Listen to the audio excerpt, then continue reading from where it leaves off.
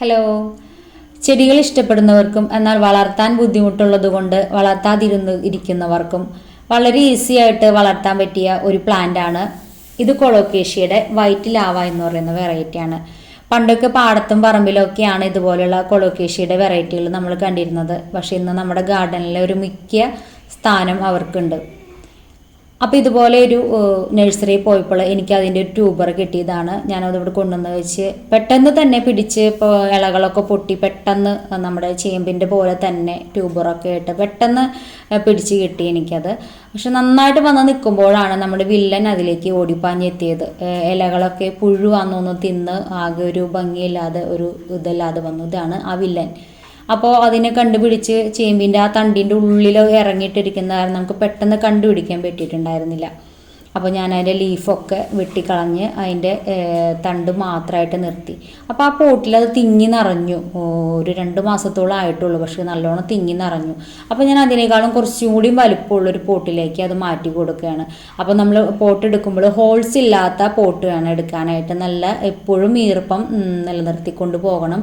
നമുക്ക് ചെളിയൊക്കെ ഉണ്ടെങ്കിൽ കൂടുതൽ ഇട്ട് കൊടുത്താൽ നമ്മൾ പാടത്തൊക്കെ ചളിയിലാണല്ലോ ഇതൊക്കെ നിൽക്കുന്നത്. പക്ഷെ ഞാനിപ്പോൾ ചകിരിച്ചോറും മണ്ണും കൂടി പിന്നെ കുറച്ച് ചാണകപ്പൊടിയും കൂടി ഇട്ട് കൊടുത്തിട്ട് അതിൻ്റെ മേലെ ചകിരിച്ചോറും മണ്ണും കൂടി മിക്സ് ഇട്ട് കൊടുത്തിട്ട് നല്ലവണ്ണം വെള്ളം ഒഴിച്ചിട്ട് എപ്പോഴും അവർക്ക് ഈർപ്പം കിട്ടണം. എന്നാലാണ് ആ ചെടി നല്ല ഫ്രഷായിട്ട് നിൽക്കുള്ളൂ. അപ്പോൾ ഇതുപോലെ വെള്ളം ഒഴിച്ചു കൊടുക്കുക. നല്ല വെയിലത്ത് വെക്കാനായിട്ട് ശ്രദ്ധിക്കുക. അധികം കെയറിങ് ഒന്നും വേണ്ട. ആ ഈർപ്പം പോകുമ്പോൾ മാത്രം നമ്മൾ ഡെയിലി വെള്ളം കൊടുത്താൽ നല്ലതാണ്. അതിൽ കെട്ടി നിൽക്കുന്നത് നല്ലതാണ്. അല്ലെങ്കിൽ ആ ഈർപ്പം പോകുന്നതിനനുസരിച്ച് നമ്മൾ വെള്ളം കൊടുത്താൽ മതി.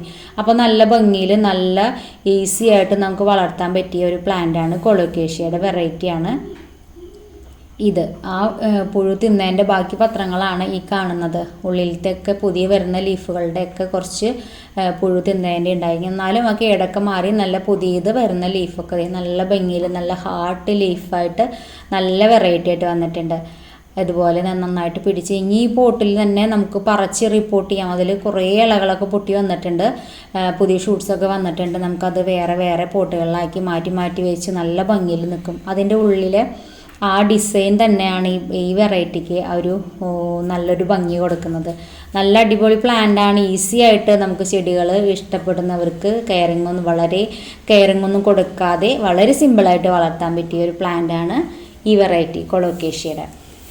അപ്പോൾ ഇത്രയേ ഉള്ളൂ ഇന്നത്തെ വീഡിയോ. അപ്പോൾ ഈ വീഡിയോ എല്ലാവർക്കും ഇഷ്ടമായെന്ന് വിചാരിക്കുന്നു. നിങ്ങൾക്ക് ഇഷ്ടമാവുകയാണെങ്കിൽ സപ്പോർട്ട് ചെയ്യുക. സബ്സ്ക്രൈബ് ചെയ്യാതെ കാണുന്നവരാണെങ്കിൽ പിന്നെ ഇടയ്ക്ക് നമുക്ക് ചാണകപ്പൊടി അങ്ങനത്തെ എന്തെങ്കിലും കൊടുക്കാം. പിന്നെ ഇതുപോലെ പുഴുക്കളൊന്നും വരാതിരുന്ന് നോക്കിയാൽ നമുക്ക് അടിപൊളിയായിട്ട് വളർത്തിയെടുക്കാൻ പറ്റുന്ന ഒരു പ്ലാന്റാണ്.